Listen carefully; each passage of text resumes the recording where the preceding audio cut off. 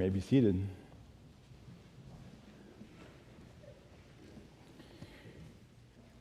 can turn in your Bibles to Matthew chapter 5, verses 14 through 16 if you're not there already.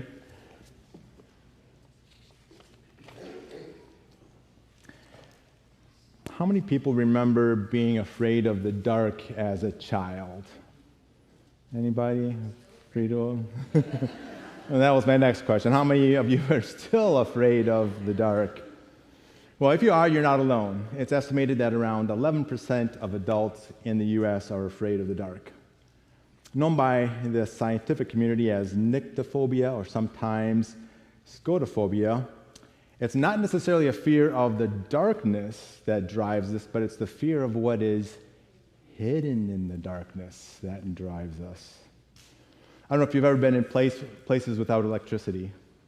For me, one of the first times when there was a camping trip, I remember being in Haiti, and even when we went on the Kuna Islands in Panama, and they would run to the generators so we'd have electricity in the building, but when the generator shut off, the lights went off, and it was dark. And there's no city lights, there's no night lights, there's no glow of clocks or anything. It was just dark, really, really dark.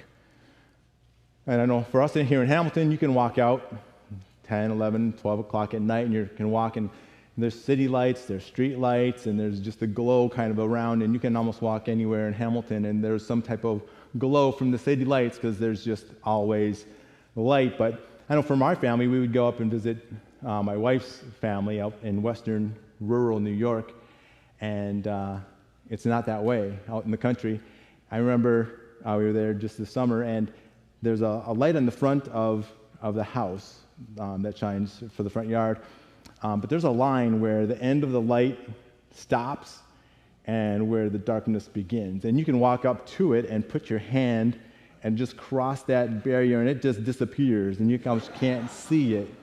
And out there in rural New York, we see the occasional bear, and at night we'd hear the coyotes howling sometimes. And back when we had a dog, and you'd have to take the dog out, for its turn at the end of the night.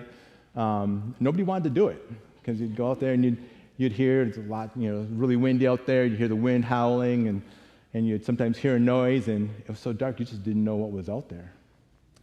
But I know personally, I remember one scary experience I had in the dark. And as many of you know, back in the late 80s, Pastor Walker was my youth pastor. I know it's hard to believe he's so much older than I am, but we worked together at our church's camp, which was called Rainbow Ranch. When I know people hear Rainbow Ranch, back then the rainbow didn't have the same connotation that it does today, so it was a great name. But we were there with about 40 to 50 junior kids, like fourth through sixth grade, third through fifth grade probably kids, and we lost power. And because there was a well, we only had water when there was power. And so we were there thinking, what are we going to do? We're going to have 40, 50 stinky kids waking up in the morning, and they can't take showers. It's going to be bad for us, bad for them. And we had a neighbor across the street, Mr. Husted, a very unusual man. I think rural Wisconsin is where this camp was located. Had painted his house hunter orange, if you know what that, like the hunter vest, that's what he had painted his house. And he had 3 very large, vicious Doberman Pinscher dogs. And he would have them chained up during the daytime, which was good because we were always afraid that those dogs were going to get loose and come across the road and eat one of the children. But we knew their names because we would hear him yelling at them and beating them. And he'd call them Bear and Thor, and I don't remember what the third one's name was. But these were large, fierce dogs. And so there we were, no electricity, lights are out, it's dark. We can't see anything. And all we can think of is we're going to walk across the road and we're going to get eaten by the dogs. And so Lance and I are walking across the road very carefully. We didn't take flashlights because we didn't want to stir the dogs. We're hoping to be able to get to the front door. And so we get up, and I know I've told the story before, but we get a little closer to the house, and we think we hear the chain of the the dog's chain rattling. I say, Lance, did you hear that? Lance. And all I hear is, he's halfway back to the camp because someone was afraid. And 1 John 4:18 says, there's no fear in love, but perfect love casts out fear. That night there was fear, but no love. But many of us fear the dark. And the world was a very dark place in Jesus' lifetime. If you think back with me, the Roman culture, abortion was commonplace.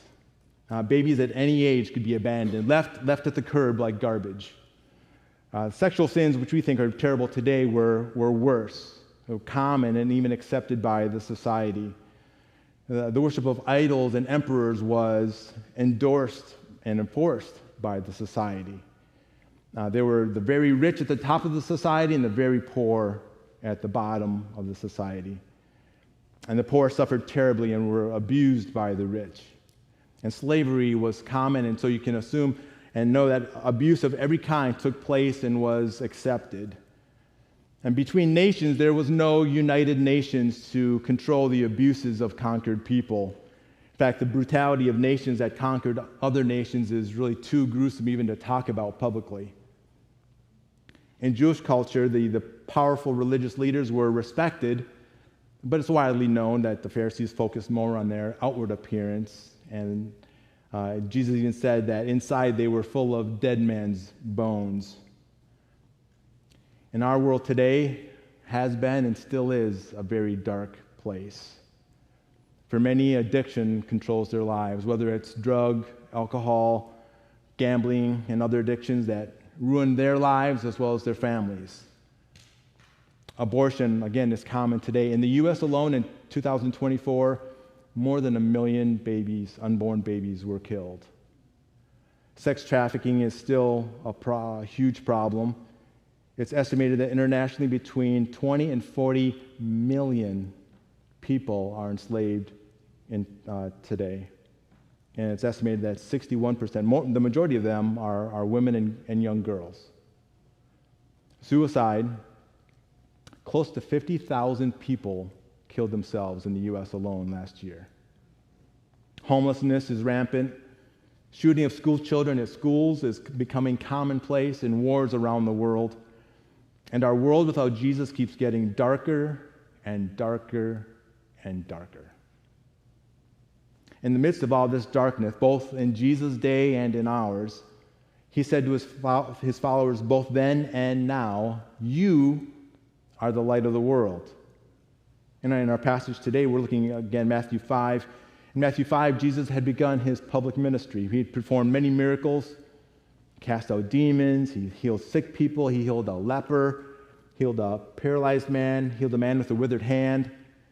And as you can imagine, news of his healing and miracles spread quickly, and the number of people following him, just because of the miraculous miracles, the number of people grew and grew and grew.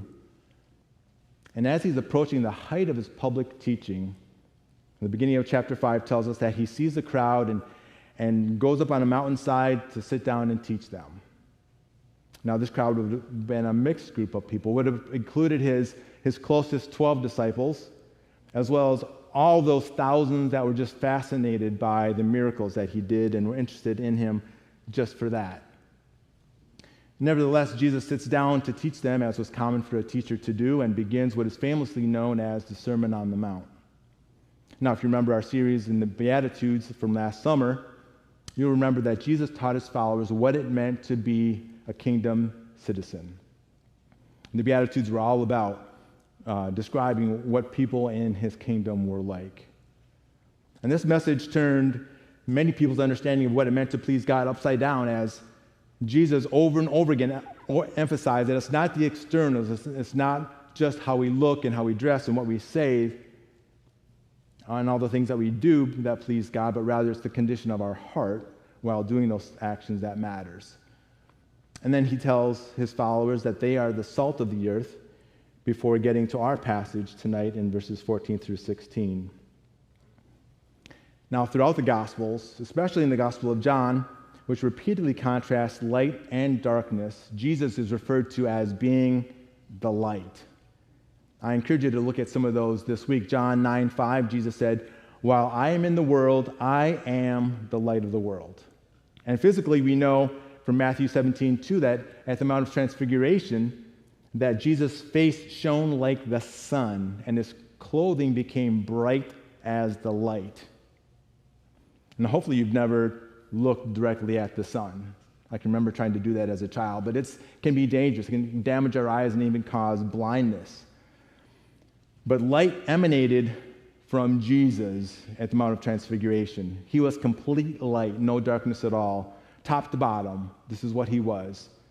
And that physical demonstration showed what he was spiritually. And we see that throughout the gospel, spiritually, socially, relationally, Jesus was light. He cast light into the darkest places of society.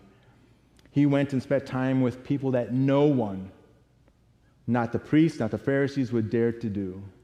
He spent time with robbers, those who were demon-possessed, prostitutes, tax collectors, those who were hated by his fellow Jews because of how they profited from taking money and taking advantage of their fellow Jews. No one wanted to spend time with these people, but Jesus did. To the point that you remember, he was called a friend of sinners and tax collectors and sinners. Jesus shed light into the darkness of racial barriers. He ministered to Samaritans, people that because of they're considered their awful half-breeds by the Jews. No, the Jews and the Samaritans didn't get along and wouldn't spend time together, but Jesus did. Jesus shone light into the darkness of social barriers. He spent time with and ministered to women, which in that day was not considered proper at all for men or especially rabbis to do. Jesus shone light into the darkness of socioeconomic barriers. He spent time with the poorest of the poor. Jesus even shone light into the darkness of religious barriers and spent time with those considered unclean and even let them touch him. In all that he did and all that he said, Jesus truly was the light of the world. The shocking thing was that Jesus would dare to say these words recorded in our passage in verse 14 to his disciples and to us, his followers today, that you are now the light of the world. He said this to his 12 disciples who sometimes did great and sometimes not so great. He said this to the thousands of followers who gathered to listen to him, to preach the Sermon on the Mount. And now we understand that Jesus was the light of the world. He did incredible miracles. His life was amazing. He died on the cross and rose again 3 days later. But his disciples? Us? Yes. And as we look into this more carefully, we're going to see two truths about those of us who are followers of Jesus. The first truth is this: light is what we are. Light is what we are. Again, if you look at verses 14 and 15, it says, "You are the light of the world. A city set on a hill cannot be hidden, nor do people light a lamp and put it under a basket, but on a stand, and it gives light to all in the house." To the degree that we are like Jesus, we as his followers who follow his teaching and strive to live and love just like he did, to the extent that we are just like him, we are light just like him. And Jesus describes what a life that shines the light looks like before this in verses 3 through 12. When we went over that last summer in the Beatitudes. He noticed all the inner qualities that mark a person of light: the poor in spirit, those that mourn, those that hunger and thirst for righteousness, the merciful, the pure in heart, the peacemakers. These are all qualities that should mark our lives. But many times in missions or in evangelism and sharing the gospel, what's emphasized is just what you say and what you do. Here we see it starts with who you are. The light of the gospel shines through us because of who we are, what's in our hearts, what moves us, what motivates us in our thinking to say what we say and to do what we do. And Jesus gives two illustrations of believers being light. He says, first of all, is that of a city on a hill. I don't know if you've ever been in an airplane at night when you're flying across the nation, and for me it's been fascinating.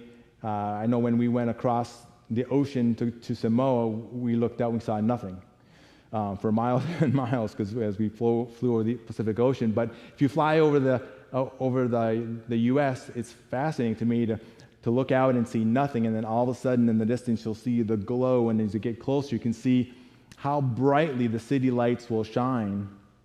And planes often fly 6 to 7 miles above the earth.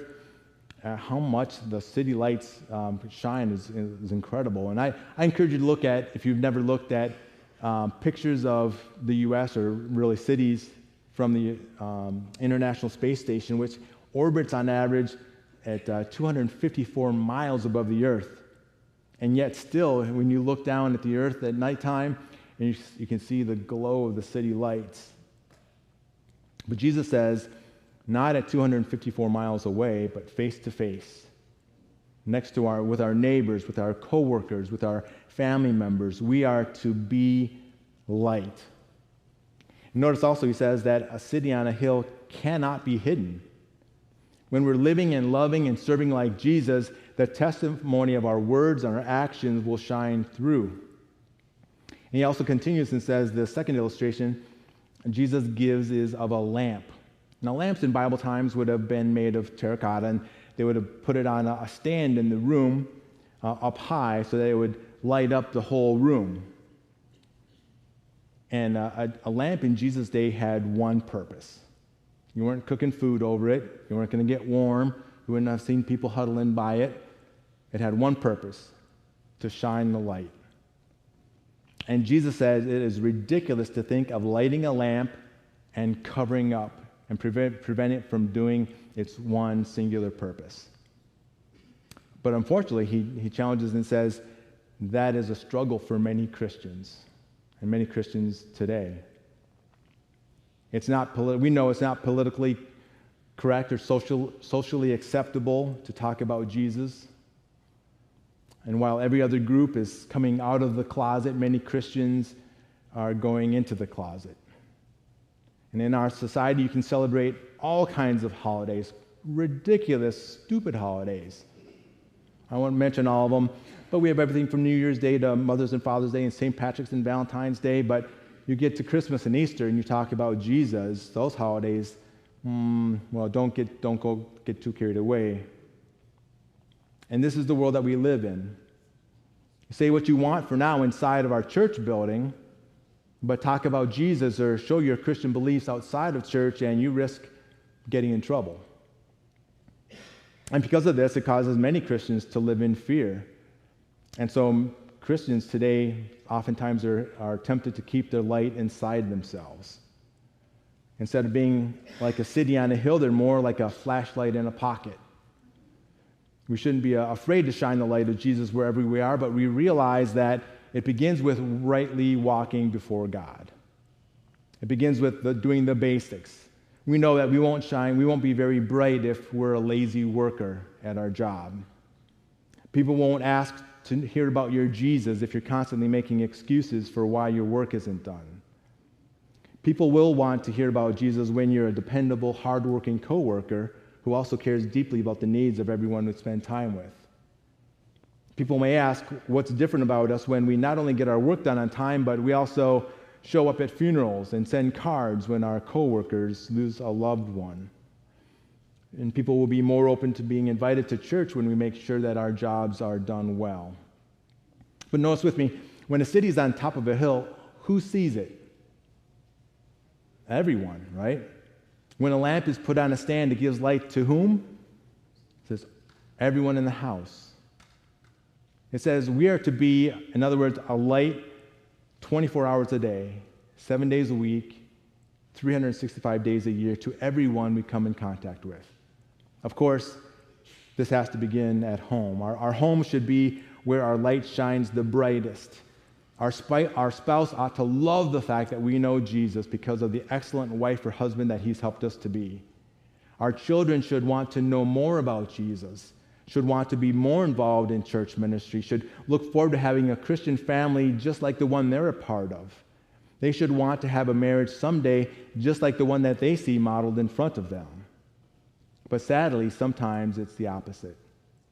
I don't know if you won't hear too many kids come out and say it, but as soon as they're old enough and have the chance to make some decisions for themselves, they run far away from God and the church. They really want nothing to do with their parents' religion because that wasn't made very attractive for them. Because dad didn't shine his light at home. Mom and dad lights were shone brightly at church, but that was the only place.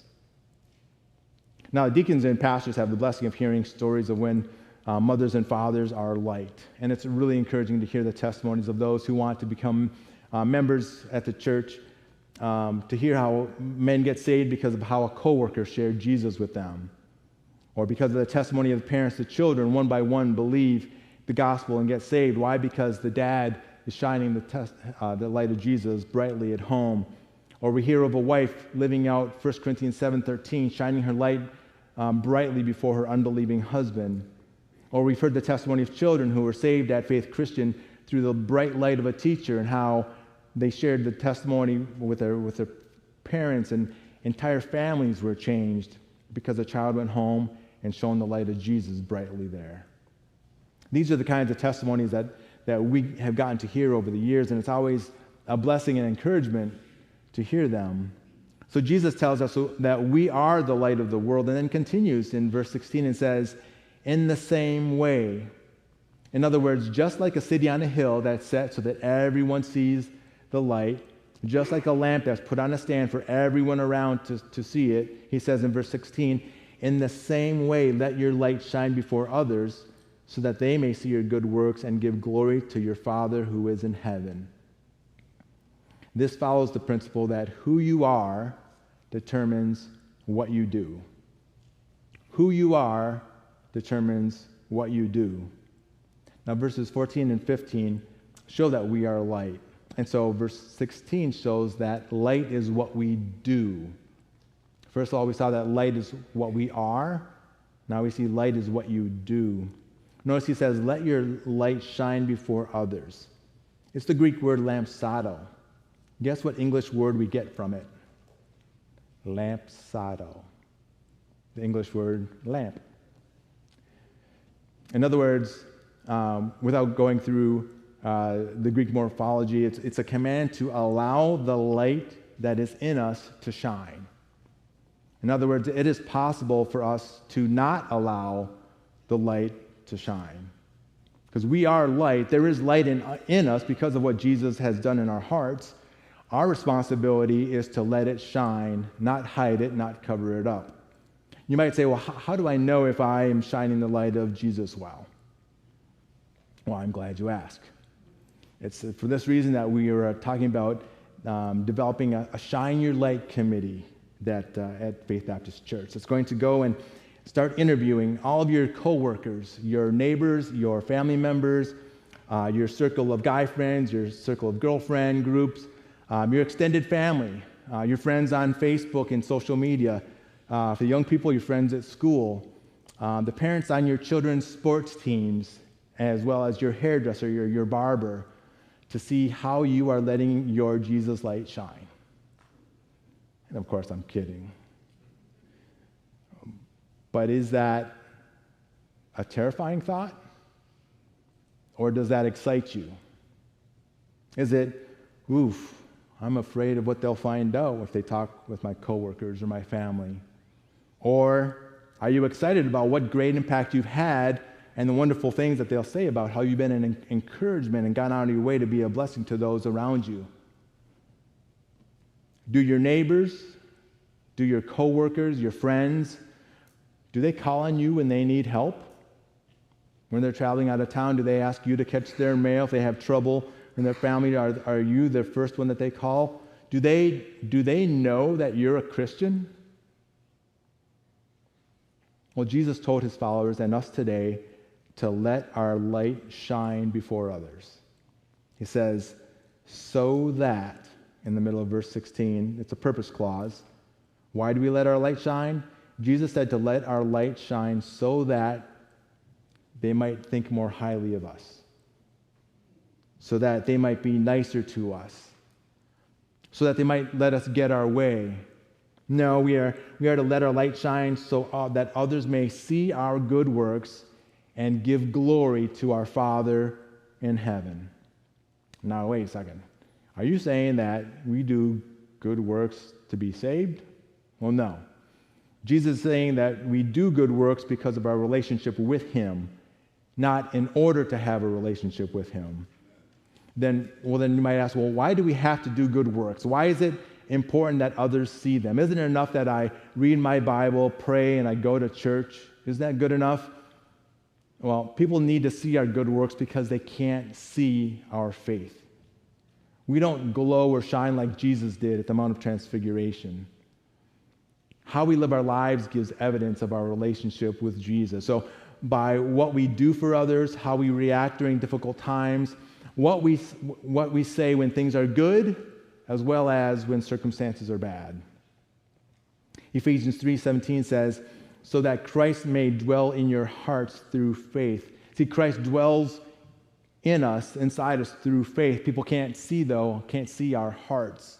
What they can do is observe our actions and what we do and hear what we say. And one of the main ways that they see our faith is through our works. James 2, verses 14 through 18 reminds us of that. It says, what good is it, my brothers, if someone says he has faith but does not have works? Can that faith save him? If a brother or sister is poorly clothed and lacking in daily food, and one of you says to them, go in peace, be warmed and filled, without giving them the things needed for the body, what good is that? So also, faith by itself, if it does not have works, is dead. But someone will say, you have faith and I have works. Show me your faith apart from your works, and I will show you my faith by my works. See, good works makes our faith in Jesus attractive. And people are attracted to light. As many of you know, in the last 5 years, our family has lost 4 loved ones. Chris's mom passed away about 5 years ago, and my brother's wife, and more recently, my other brother lost 2 daughters, one in a car accident and the other to leukemia. And I had the privilege of being there for the memorial service for my sister-in-law, and to spend a week with him afterwards, and to see the light of his church shine brightly as they dropped off meals, as they called, as they cared for him, was super encouraging. And it was similar for my other brother and his family who lost his daughters. The church was amazing. Well, see, when you do something for someone, people don't walk away and talk about how much you know. They don't talk about, wow, what a nice car you drive. They don't care about how nice your clothes look or how pretty your hair is, if you have any. No, they comment about what a great person you are, how kind or caring you are because of what you have done. Jesus said to let your light shine before others. It's the Greek word prosopon. I find it interesting that of all the times that Matthew records Jesus talking about doing good works before men, this is the only time that it is commanded in a positive way. Before men, prosopon. Matthew 6:1 says, beware of practicing your righteousness before other people in order to be seen by them, for then you'll have no reward from your Father who is in heaven.